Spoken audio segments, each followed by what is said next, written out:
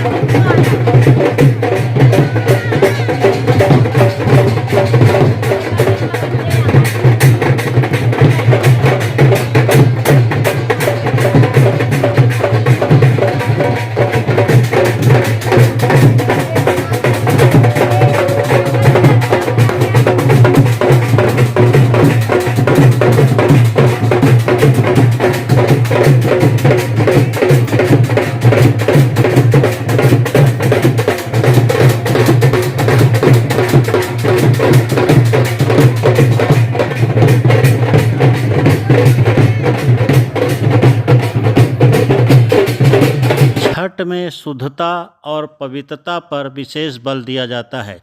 छठी मैया की आराधना के लिए शरद ऋतु में प्रकृति ने सुंदर उपहार प्रदान किए हैं। केले की गहर हो या शरीफा, नारियल हो या अमरूद, नींबू हो या ईख, बहुत चाव से व्रती इन फलों को जुटाते हैं। नए पेड़ पर लगे फल की पवित्रता नष्ट न होने पाए, इसके लिए फल को जुठाने वाला सुगना को भी क्षमा नहीं है। छठ के एक गीत में ऐसे तोते का जिक्र है जो केले के गुच्छे के पास मंडरा रहा है। तोते को डराया जाता है कि अगर तुम इस पर चोंच मारोगे तो तुम्हारी शिकायत भगवान सूर्य से की जाएगी, जो तुम्हें क्षमा नहीं करेंगे। फिर भी तोता केले को जूठा कर देता है और सूर्य के कोप का भागी बनता है।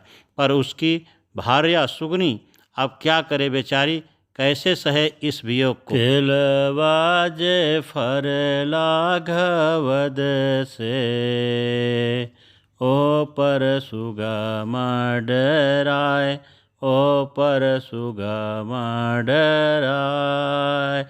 ऊजे खबर जैन बोयादित से, सुगा देहले जूठाय, सुगा देहले जूठियाय। उजबे मर बेरे सुगना धनुक से, सुगा गिरे मुरझाय, सुगा गिरे मुरझाय।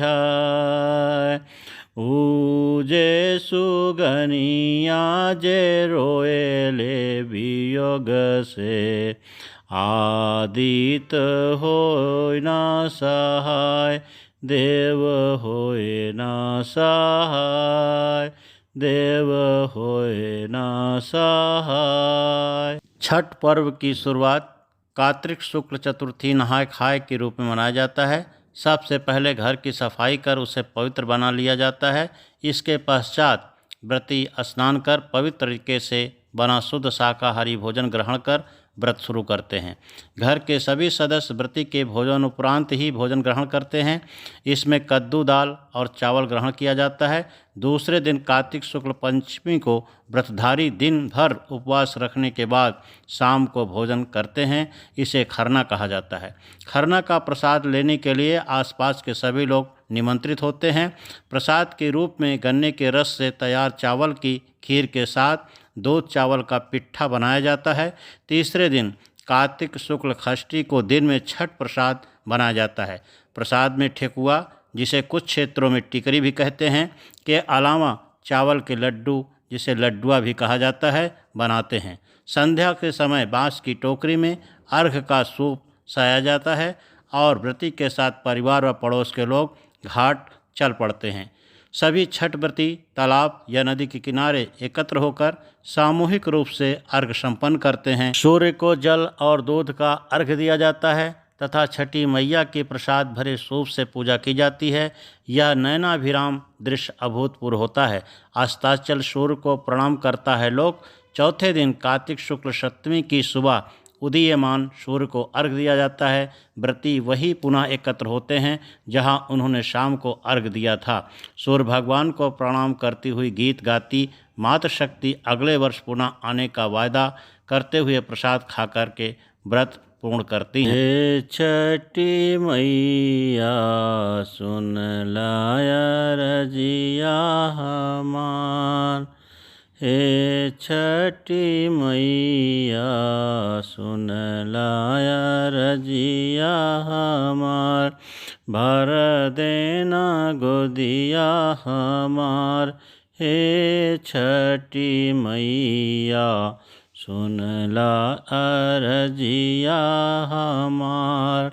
सुपली में नरियल नींबुआ और सेउआ रख के करी पुकार, हे छठी मैया सुन ले अरजिया हमार, हे छठी मैया सुन ला अरजिया हमार।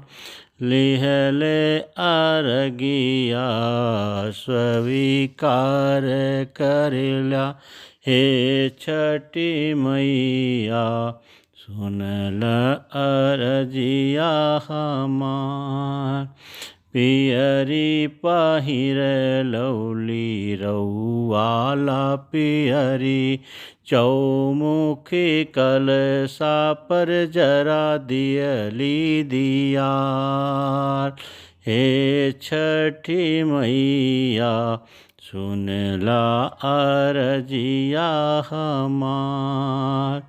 हे छठी मैया सुनला अरजिया हमार। सूर्य और छठ मैया का संबंध भाई बहन का है। मूल प्राकृत के छठवें अंश से प्रकट होने के कारण इनका नाम षष्ठी पड़ा। वह कार्तिकेय की पत्नी भी हैं। षष्ठी देवसेना भी कही जाती है।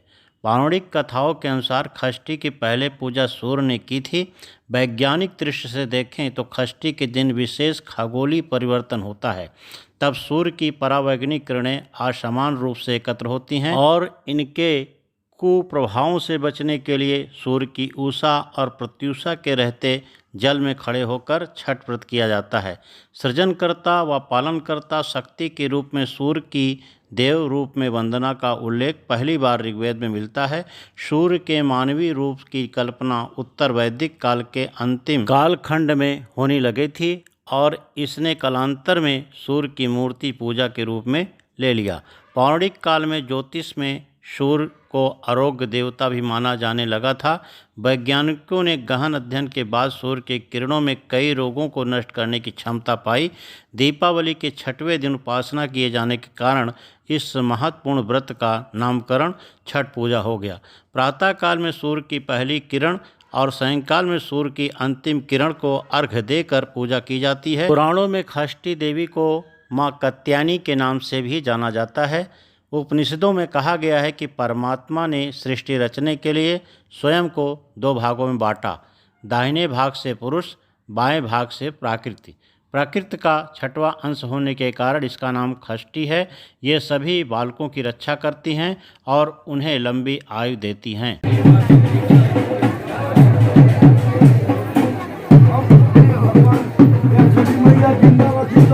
इस कदर में तो या तो पहले मैं घर जाके देखूंगा सही है कि नहीं, नहीं तो मैं इस कदर में नहीं आऊँगा। 2 लाख से चला जाऊँगा घर, इसको सबक सिखाऊंगा।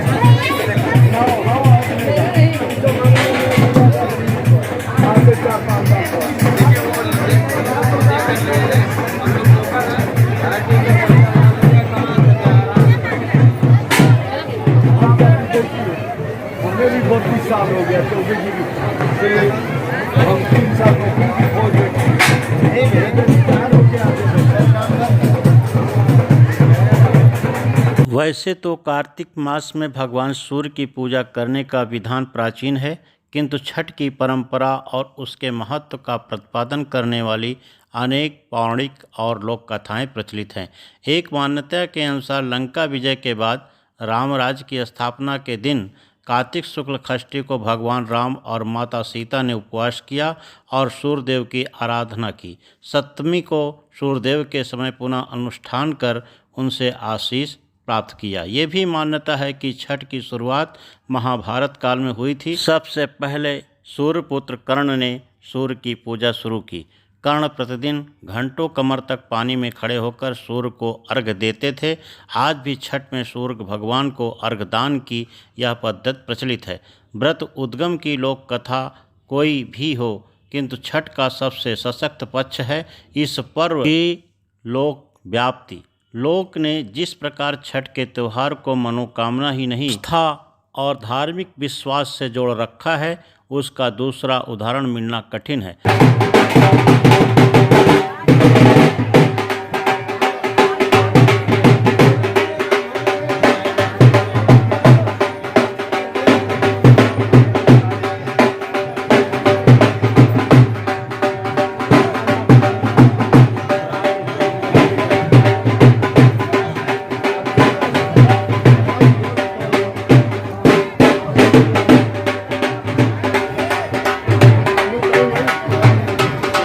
इतना ही नहीं, भारतीय संस्कृति की यह अद्वितीय पावन विरासत इसी पर्व में हमें संदेश देती है कि हम भारतीय उस परंपरा से हैं जो उगते सूरज के साथ साथ ढलते सूरज को भी सम्मानित करते हैं। छठ पर्व अब पूरे देश में मनाया जाने लगा है। दिल्ली, मुंबई, चेन्नई, भोपाल व रायपुर आदि में छठ की अपार स्वीकार्यता के दर्शन हुए हैं। यह पर्व विदेश में भी धूमधाम से मनाया जाता है।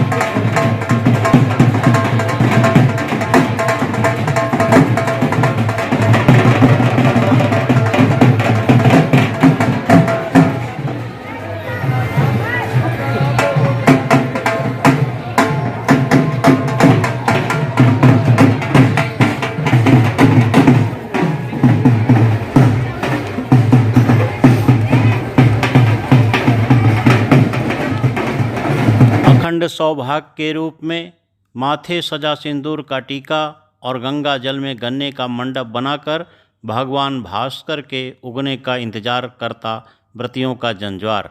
कहीं ढोल नगाड़ों की गूंज तो कहीं आतिशबाजी से बिखरती उत्सवी छटा सूर्य उपासना के लोकोत्सव को ऊंचे मानकों को स्थापित करती रही। मौका था डाला छठ के आखिरी अर्घ का। पूरब के आसमान में अरुणोदय की ललमा छाते ही जयघोष के बीच व्रतियों के पति के हाथ के जल से उगते सूर्य को अर्घ देकर व्रत का पारण। गंगा का पावन धारा के बीच आंचल फैलाकर उगते सूर्य की प्रतीक्षा करती व्रती महिलाओं का सैलाब सोमवार को सर्वमंगल की कामना के लिए इसी तरह उमड़ पड़ा। भोर में ही दौरा में दीप जलाकर व्रतियों के समूह बाजे गाजे के साथ घाटों की ओर निकल पड़े। नदियों के तटों पर जल में खड़े होकर सूर्योदय का इंतजार किए जाने लगा। अरुणोदय की लाली प्रस्फुट होते ही ढोल नगाड़ों की गूंज के साथ आतिशबाजी होने लगी और उगते सूर्य को अपनी अपनी कामनाओं के अर्घ समर्पित किए जाने लगा। छठी मैया की आराधना के गीतों के साथ लोक उत्सव की वह छटा निहारने के लिए घर घर से लोग निकल पड़े। उदित होते ही सूर्यदेव को अर्घ देने के साथ ही 4 दिवसीय डाला षष्ठी के व्रत का पारण हो गया। भोर में कोसी बना आराधना की, दीपक जलाकर फल फूल ठेकुआ गन्ना को सूप में रखकर दीपक जलाकर पूजन की, फिर भूल चूक के लिए क्षमा याचना की। सूर्यदेव को अर्घ देने से पहले व्रती महिलाओं की मांग में सौभाग्य के प्रतीक सिंदूर की भराई हुई। बड़ी महिलाओं ने छोटी स्त्रियों की मांग में सिंदूर भरकर सदा सुहागन का आशीष दी।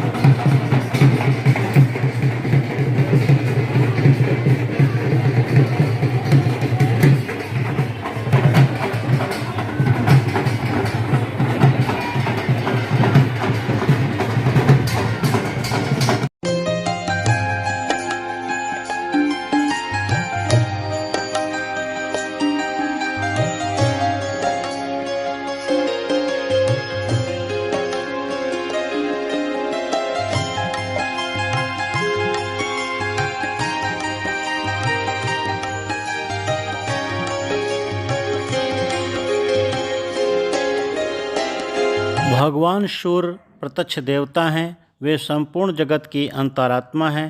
कार्तिक शुक्ल पक्ष की षष्ठी के तिथि के सूर्यास्त और सप्तमी के सूर्योदय के मध्य वेद माता गायत्री का प्रकट हुआ था। इसी कारण डाला छठ पर सूर्यदेव व गायत्री मंत्र का जप करते हुए डूबते तथा उगते सूर्य को अर्घ देने का विधान है। प्रकृति के षष्ठ अंश से उत्पन्न छठी माता बालकों की रक्षा करने वाले भगवान विष्णु द्वारा रची माया है। बच्चे के जन्म के छठे दिन छठी मैया की पूजा की जाती है, जिससे बच्चे के ग्रह गोचर शांत होते हैं। सुख समृद्धि की प्राप्ति होने के साथ साथ ग्रहों के विपरीत प्रभाव से भी शांति मिलती है। हिंदू धर्मानुसार नित्य स्नानोपरांत सूर्य को अर्घ्य देने से सूर्य भगवान प्रसन्न होते हैं तथा इससे जल देने वाले व्यक्ति का यश कीर्ति में वृद्धि तथा सुख समृद्धि की प्राप्ति होती है। परिवार हमेशा सुखमय रहता है। सूर्यदेव को अर्घ्य पीतल के पात्र से देना चाहिए। तांबे, चांदी, स्टील, शीशा और प्लास्टिक के पात्र का प्रयोग अर्घ्य में नहीं करना चाहिए। सूर्य को अर्घ्य देते समय ओम घ्राणी सूर्य देवाय नमः, ओम घ्राणी सूर्य देवाय नमः, ओम घ्राणी सूर्य देवाय नमः, ओम दिवाकराय नमः, ओम दिवाकराय नमः का मंत्र का उच्चारण करने से सूर्य भगवान अति प्रसन्न होते हैं।